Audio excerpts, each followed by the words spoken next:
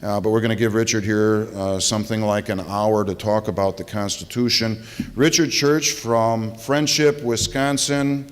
Should I say more about your biography or... Anyway, he's a freedom fighter that I've known since 2007, a great Ron Paul fan and patriot, and we're happy to have Richard here to talk about the U.S. Constitution today. All right, thanks, Ken.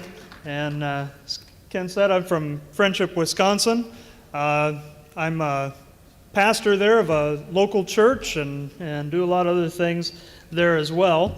And I'm going to talk to you about the Constitution today, but before I do that, I want to talk about a few things that are going on in the state that would be some good things for you to know about. And, you know, there are so many battles today that need to be fought. It's just hard to decide what things to pursue and where to put your time and effort. But some of you may be aware of some of the things that have been happening recently with the issue of raw milk in Wisconsin. Now, maybe some of you don't know what's been going on, but you might be surprised to know that in Wisconsin, the dairy state, it is illegal for a farmer to sell his milk to advertise his milk for sale directly to consumers.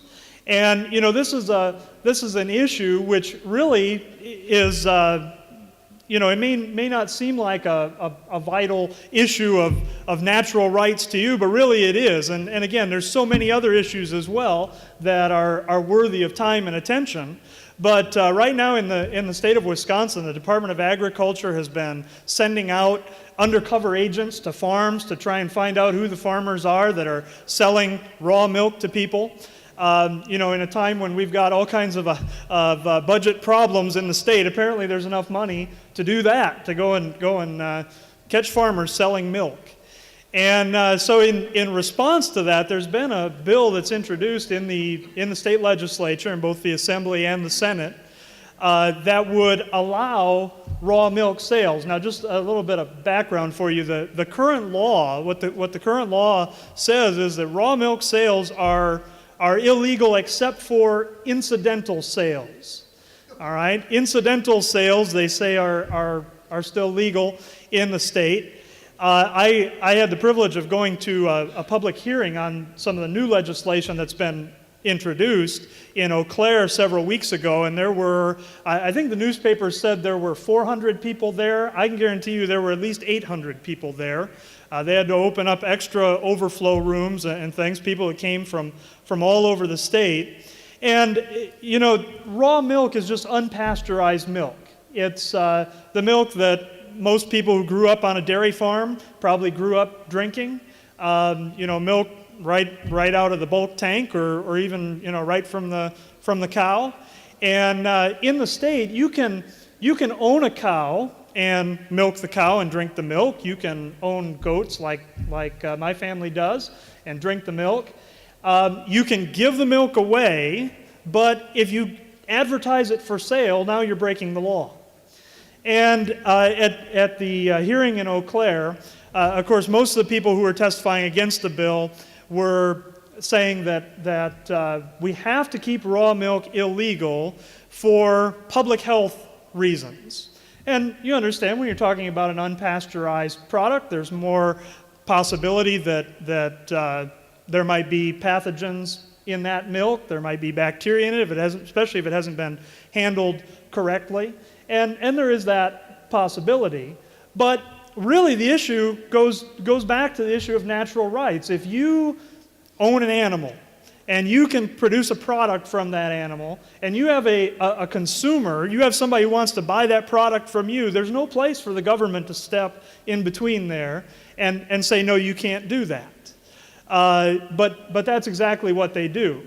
And one thing that I was disappointed in at the hearing was hardly anybody pointed out that really the law in Wisconsin right now is not a public health law, right? If it was an issue of public health, you would have a law against consumption of raw milk. You wouldn't let the farmer drink the milk. You wouldn't let the farmer give it away. What we have is a commercial law that restricts commerce in these products. And there's a growing, maybe some of you have never even thought of drinking raw milk, but there's a growing market for that, for raw milk and products from it, cheese and those kinds of things. More and more people are liking the idea of buying things local, going right to the farmer and purchasing products there. And many people believe that that's safer than buying a product from the grocery store that's changed hands how many times before it gets to you, and people could make mistakes in the processing of that all the way along, just like we've seen with peanut butter and spinach and all kinds of other things,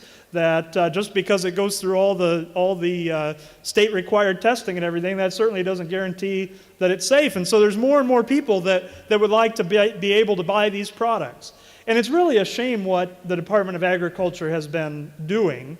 There was one farm family that had been selling raw milk. There was a time. One of the things that's happened is the law has been so arbitrarily interpreted. There was a time where the Department of Agriculture was working with farmers to set up programs where they could sell their product.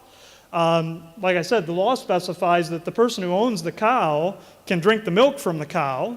Right? And so what some people did was they set up cow share programs where you would own a share of the cow, and that entitled you to a certain amount of milk from the cow. And for a while, the Department of Agriculture was working with the farmers to set that up. Then they decided, no, that's not going to be legal anymore. And so now people who had really set up businesses and their family farms were dependent on that. Now the Department of Agriculture sends them a notice saying, no more milk leaves the farm. And one family was telling about how they had been selling raw milk. They had for a while been advertising it, and the Department of Agriculture forbid them from doing that. So they started just selling it to their friends, which should be considered an incidental sale. And over time, they built up where they had about 60 families that were purchasing milk from them on their farm.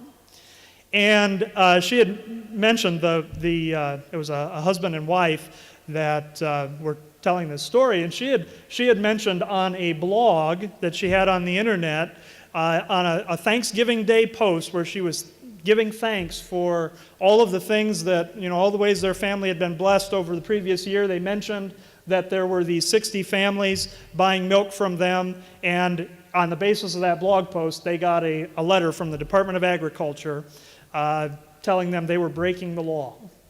And the question came up at the hearing of what is an incidental sale? And even the officials from the Department of Agriculture couldn't really give a good answer.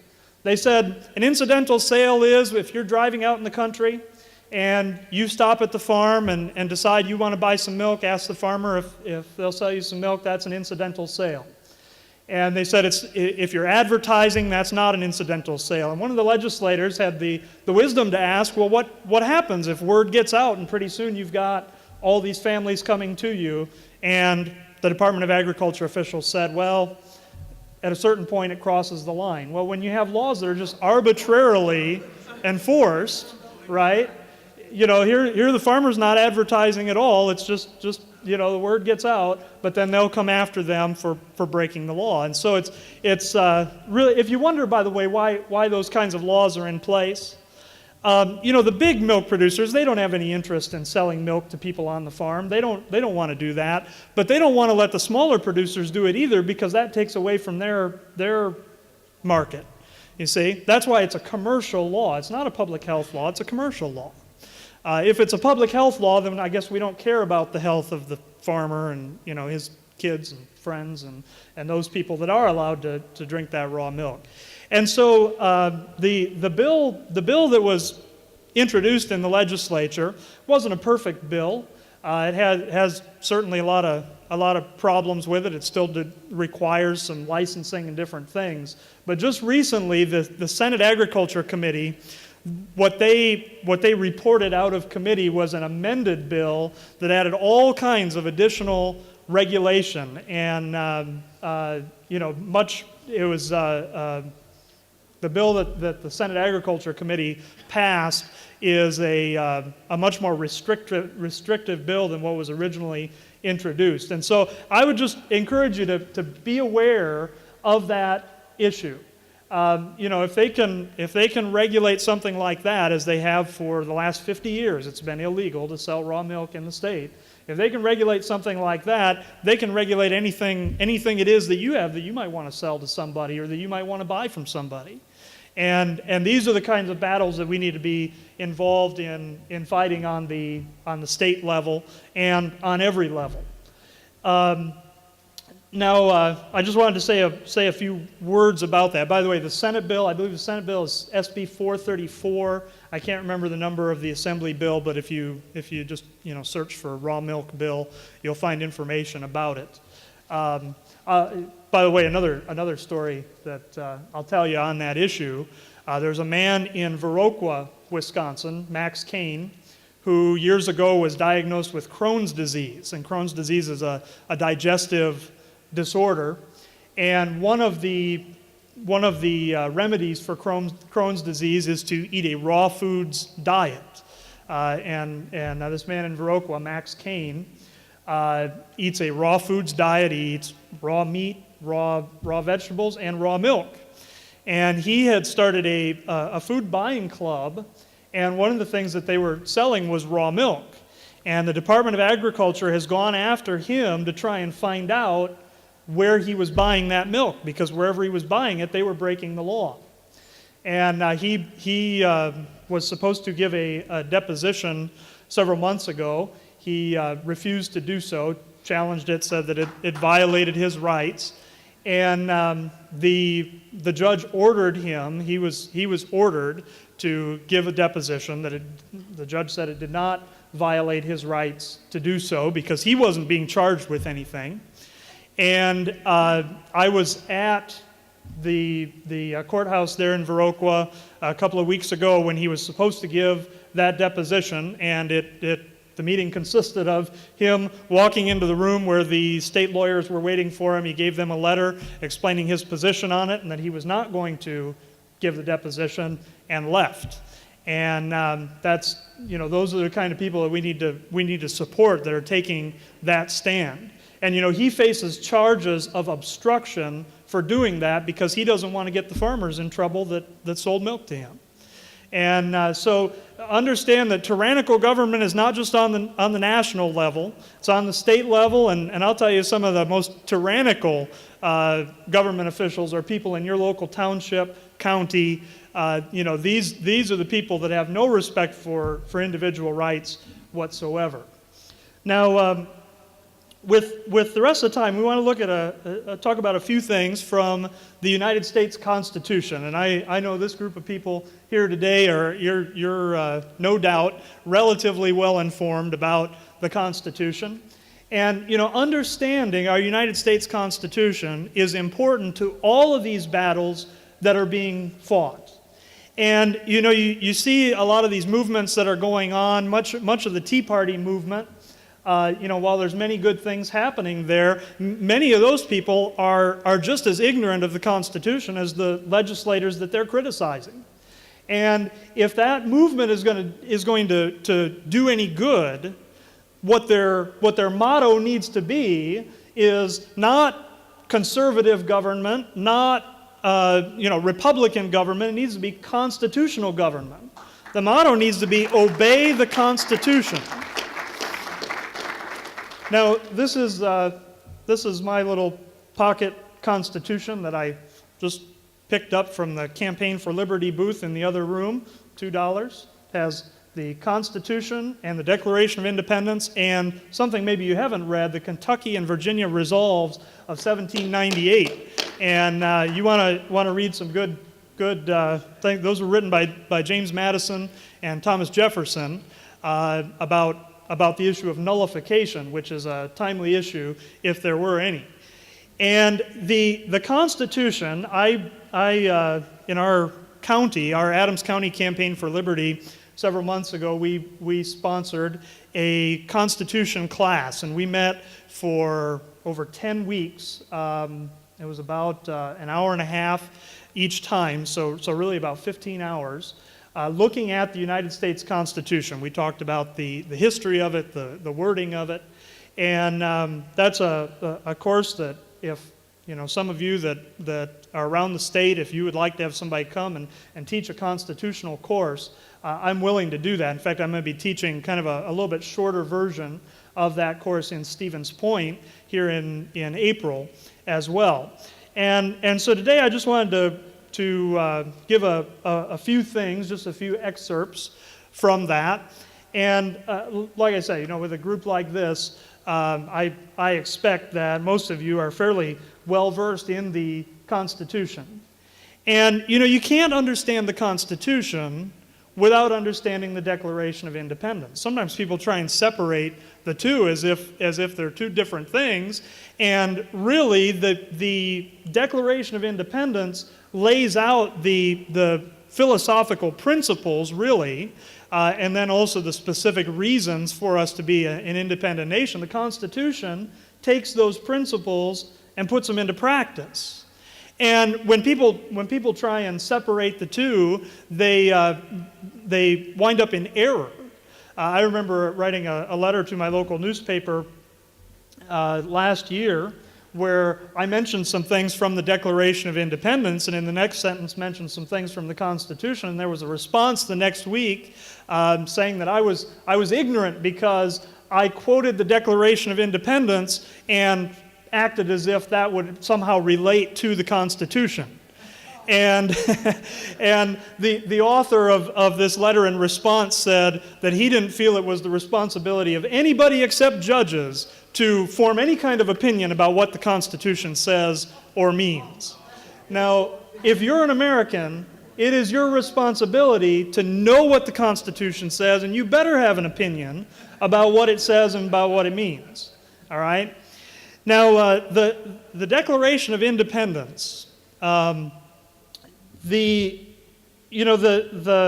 history of the United States really is a fascinating thing. I'm fascinated by all kinds of history.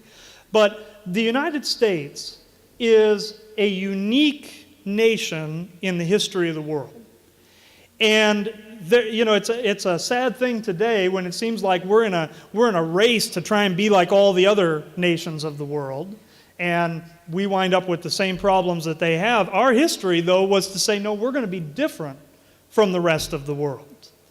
And you can't underestimate the impact that the thinking of the time of the Declaration of Independence and the Constitution had on those documents. Now, many of the ways that they thought are foreign to us because we've been so conditioned by so many things. We've been conditioned to think of ourselves as global citizens and conditioned to think of ourselves as part of a global community. And that's a calculated effort, by the way, to get people to remove from their thinking that idea that the United States is different in our history and in our character than these other nations. And, one of the things that made us different, when you look at the nations of Europe, and you can go back into their history and how, as the Roman Empire split up and those nations were formed, their ideas about government largely came out of the ancient models of Rome and Greece. They eventually, they took elements of that, and certainly there were elements from other forms of government. But here in the United States, the very first people that came here, before it even was the United States, the very first people that came here as colonists, as pilgrims, they came here because they wanted something different. And they were largely influenced by the teachings of the Bible and of the Protestant Reformation. Now, whether you're a Christian or not, understand that that's history, all right? Now, there's people who try and rewrite that history. There's people who wish that weren't so, and so they change it in the history books. But you go back and read the writings of that founding era, and you read what they wrote about government, and their political ideas were shaped by the Bible and by the Protestant Reformation. In fact, there are prominent historians that say that if you want to know who the true founder of the United States is, they said you have to look to John Calvin because of many of the things that Calvin taught about government that were worked into the government of the United States. And there was a study that was done years ago about the sources. The study was wanting to look at what were the sources of political thought in the founding era. Where did they get their ideas from? And so what they did was they took the political writings of the day, the magazine articles, the newspaper articles, and they looked at what do they quote? What sources do they quote from?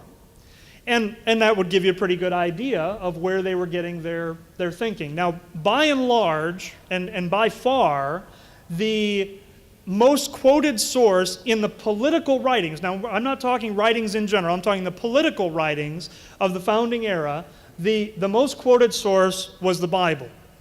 And the most quoted book of the Bible, interestingly enough, is the book of Deuteronomy. Now, if you're familiar with the Bible, you know the book of Deuteronomy has a lot to say about law and government. And so that would be fitting that in those political writings, that's where they would be quoting from in the Bible.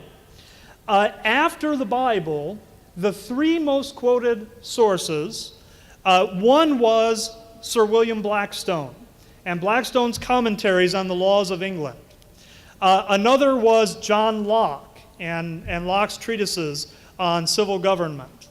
And the third was Baron de Montesquieu. Now, Montesquieu you hear less about in the history books, but also a prominent source of the information that the founding generation used as they were wanting to found a new nation. Now, those sources all had some things in common.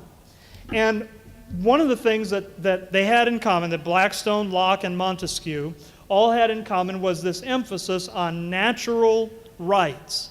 They believed that there were certain rights that every individual had that were granted by God, not by government, not political rights, but rights that people had as individuals, that any laws that man passed, any laws passed by a human government that violated those natural rights were not legitimate at all.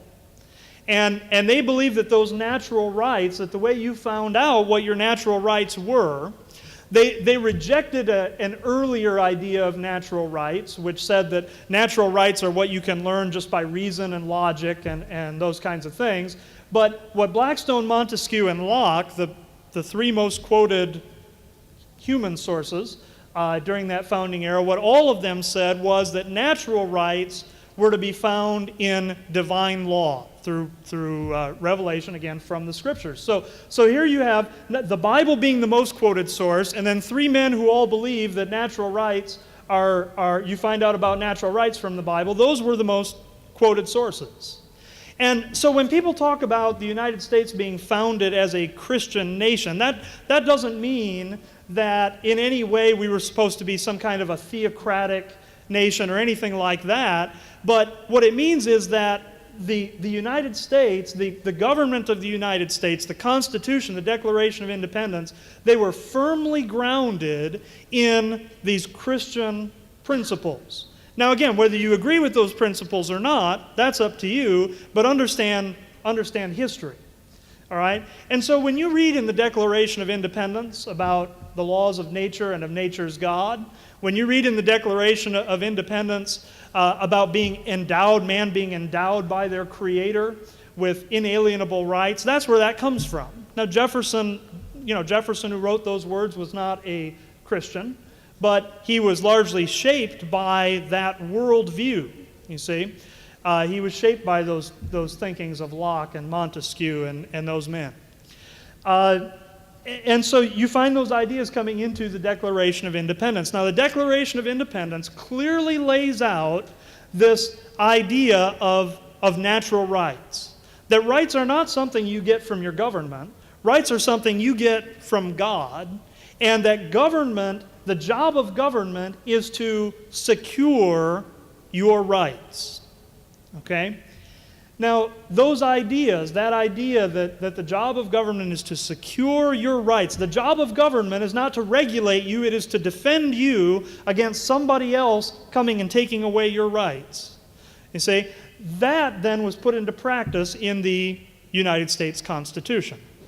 And the Constitution is not at its core, it is not an ideological document. The Constitution is not a conservative document. It's not a liberal document. It's not a libertarian document. It really is a very practical thing. It says, here's the powers that the different branches of the federal government will have. It doesn't say how that power ought to be used. And that's why, really, when we concentrate on the Constitution, for instance, for federal issues, there are times where it can bring together people who might otherwise be opposed politically or ideologically. Because, again, the Constitution, it doesn't say you should use government power in a liberal way or you should use it in a conservative way. It just says, here's the power that this branch of government has, that this branch of government has. And it doesn't say how that power should be used. Now, what's happened today is that whether you're talking about liberals or conservatives or whoever you're talking about, they largely ignore the Constitution. They ignore what the legitimate powers of government are, and they just push whatever their policy is. And I think it is safe to say that as a practical matter, our Constitution that was designed to limit government provides no restriction to government today. All you have to do is look at the healthcare debacle. In fact, it's really a misnomer to call it healthcare. It's really about health insurance, not about healthcare. But you see that the Constitution, almost everything in the healthcare bill is unconstitutional. But does the Constitution provide any limitation to them doing it? And the answer is no. The Constitution that is designed to limit government today just often becomes sort of a minor obstacle that they have to find some way around. And you know that legislators have gotten very good at finding ways around the Constitution. There are several specific phrases in the United States Constitution that if you study many of these laws that are patently unconstitutional, you'll find that usually they'll justify it under one of three clauses from the Constitution. The one that is the most misused is the General Welfare Clause, right? The General Welfare Clause. Now, that term general welfare appears a couple of times in the Constitution. It appears in the preamble to the Constitution, and find my page here. In the preamble to the Constitution, it says, "We, the people of the United States, in order to form a more perfect union, establish justice, ensure domestic tranquility, provide for the common defense, promote the general welfare, and secure the blessings of liberty to ourselves and our posterity, do ordain and establish this Constitution for the United States of America." And so there you see, people will say, see, the government under the Constitution, they have the power to do anything that promotes the general welfare. Well, there's a couple of things you have to keep in mind. First of all, what I just read to you is the preamble to the Constitution. The preamble states the goals of the Constitution, the objectives. It does not delegate any powers. It doesn't say there, what branch of government has the power to promote the general welfare or anything like that. It doesn't delegate any powers. It merely states the objectives. And so the term general welfare also appears in another place, and that's in Article 1, Section 8. Now, if you never ever study any other part of the Constitution, if you don't learn any of it except for this part, this is what you need to know, Article 1, Section 8. Because Article 1, Section 8 of the Constitution, Article 1 is about the legislature. And Article 1, Section 8 tells you the things that the legislature has the power to legislate about. And, you can read down through there and you don't see anything about health care. You don't see anything about Social Security. You don't see anything about education. You don't see anything about 90% or maybe 95% of what our federal government does today. Article 1, Section 8, we won't read the whole thing, but there's about, depending on how you split them up, there's I think 18 paragraphs, some of them mention more than one thing, that the legislature has the power to do, or at least that they have power to spend money on. And it says in Article 1, Section 8, it says, the Congress shall have power to lay and collect taxes, duties, imposts, and excises, to pay the debts and provide for the common defense and general welfare of the United States. All right, so again, the legislator who wants to justify his piece of legislation says, you see there, it says that they have the power to collect taxes, to provide for the common defense, and the general welfare of the United States. Okay? And over again, you go back in history and look at all kinds of unconstitutional legislation, they will justify it based on that general welfare clause. Well, we don't have to guess about what the general welfare clause means. In fact, some of the key authors of the Constitution wrote copiously in its defense, especially in a series of what originally were newspaper articles called the Federalist Papers.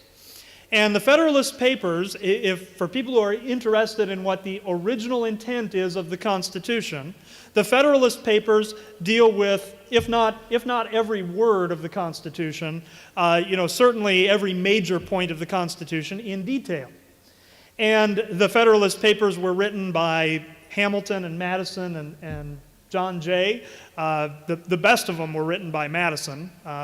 But about this idea of the general welfare, as the Constitution was being debated and ratification was being debated, there was debate about will this statement of the general welfare, will it allow the government to justify doing all kinds of unconstitutional things? See, they foresaw the kind of situation we have today where everything they want to do, they just call it general welfare.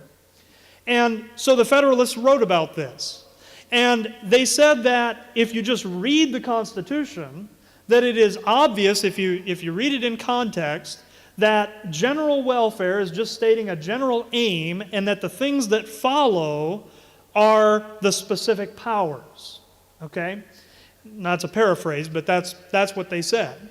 And so you read down through Article 1, Section 8, and you see what are the things, the specific powers that the legislature has. It says to borrow money on the credit of the United States, to regulate commerce with foreign nations, to establish uniform rule of naturalization, to coin money, etc., etc.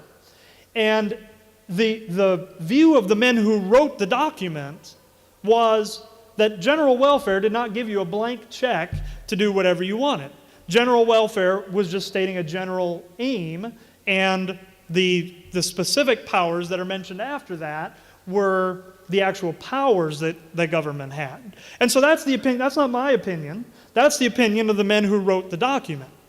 And it's a well-established principle of law that when a law, you're trying to interpret what a law is supposed to mean, you go back and you look at what the people who wrote it intended it to mean. Okay? It's not, laws are not these living things that are open to reinterpretation every few years. Although oftentimes what's done today is that laws are written in such a vague manner that they're widely open to interpretation, and that serves the purpose of a government that wants to do all kinds of unconstitutional things, because if something's hard to interpret, then the argument becomes about how do we interpret the law instead of whether that ought to be the law in the first place. Now, so the General Welfare Clause is one of the most commonly used. And you watch it, every once in a while when legislators are asked about the constitutionality of a law, almost always they will say, well, we have the power to do anything that's in the general welfare of the United States. And of course the question is, general welfare decided by who? And what it means is decided by whichever political party happens to be in the majority at the time. And that's one of the reasons, again, if you're going to take that wide latitude in interpreting the Constitution, then it presents no limitation at all, right? If general welfare means whatever my political party thinks it means, then where's the limitation on government? There's none, absolutely none. So the general welfare is one of those that's used. Another is that the Constitution says that they'll have the power to do everything that's necessary and proper with regard to enforcing the Constitution. Well, that again is who decides what's necessary and proper. And so you find these things. Sometimes these clauses are referred to as elastic clauses in the Constitution because they'll stretch to fit whatever you want them to fit. So that's one of the ways that they get around the Constitution. Let me show you a few lesser-known restrictions in the Constitution that Congress has had to get creative in finding their way around. One of these has to do, I'm not gonna look it up there, but there's a provision in the Constitution that if the salary for an office has been increased, Congress sets those things, if they increase the salary of a specific office, all right, somebody who was in that Congress at the time that it was raised, they can't hold that office later on. It's to avoid Congress, raising these salaries for cabinet positions, knowing that then later they'll get those cabinet positions and then they benefit from the legislation that they voted on. All right? Now you may know that, for instance, the salary for the position of Secretary of State was raised while Hillary Rodham Clinton was in the Senate, right? But she's holding the office today. Now, how does that work? Well, they found creative ways to get around it.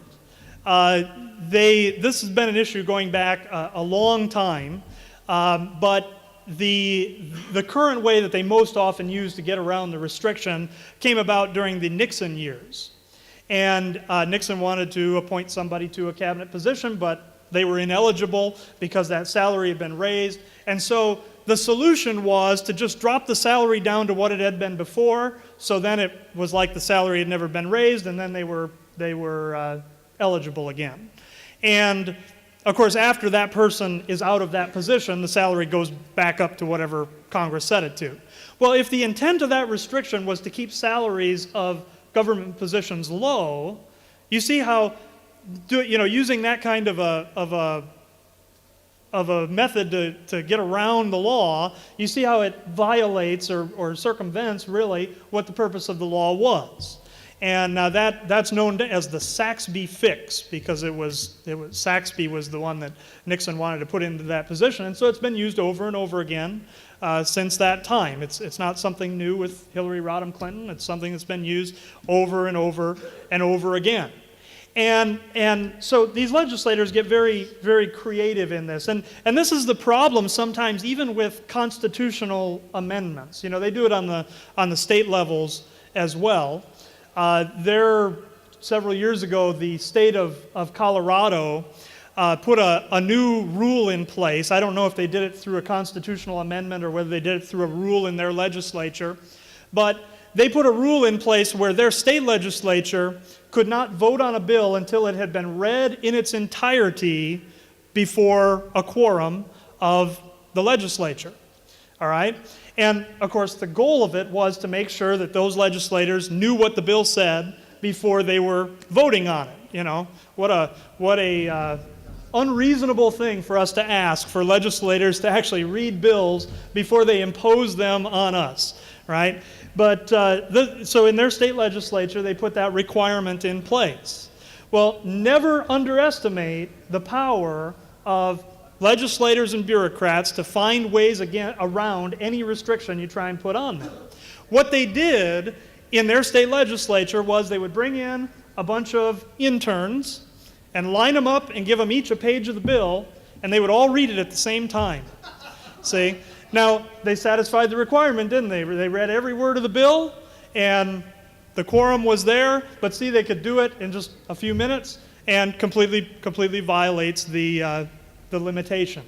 And so this is a careful thing a thing to be very careful about when you're considering supporting different things to put limitations on government, is you got to think like a lawyer, and you got to think like a politician and think, what way are they going to find to get around this?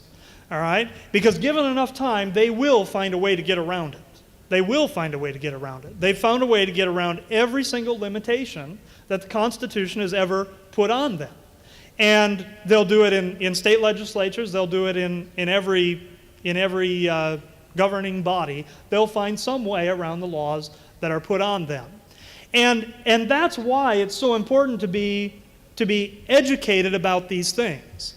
Because ultimately, the ultimate limitation on government can never be a constitution. I know that's the goal of it, and that's what it should do. And if you had honest people, that's what it would do, because they would obey it. They would learn it and they would obey it. All right? But the ultimate check on government really is the political process. It's your vote. All right? Now, the problem is people are so ignorant about so many of these things. They see that things are wrong in government. They complain about it all the time. I don't know that I've ever met anybody who just says they're completely happy with the government and how it operates and how it works. All right? Anybody here? Show of hands. Anybody here completely happy with how your government works? Right? But people aren't informed enough to know why they're doing things in the wrong way that they are. Okay? People aren't informed enough to know that they're really breaking the rules that are supposed to govern them. When you talk about trying to get government back to a constitutional government, it's a monumental task. It's a monumental task because we have really, if you want to be honest about it, we have about 150 years of unconstitutional government. It is something that progresses by degrees. Today we see government abandoning constitutional principles at a breakneck pace. It's scary. It's scary even to turn on the television or the radio to hear what new government abuse of power they've proposed today, right? And it's happening at a breakneck pace, but really it's something that's been going on for 150 years. And how do you choose to fight one battle over here, and meanwhile they're slipping 10 more things over here that you didn't even know about. And it's a great thing that we've got several people running for office that are here this weekend that you can get to know and evaluate and see, are they the kind of people that are going to stand up for constitutional government? Are they the kind of people that are going to oppose things that oppose many of the candidates here for state office, but the state constitution, and for federal office, the federal constitution? All right? Because that's what we need. Now, as we make decisions about what kind of legislation to support and what kind of candidates to support, you gotta think carefully about those things and realize that every step you take can be fraught with danger. Even a success might lead to failure in the long run.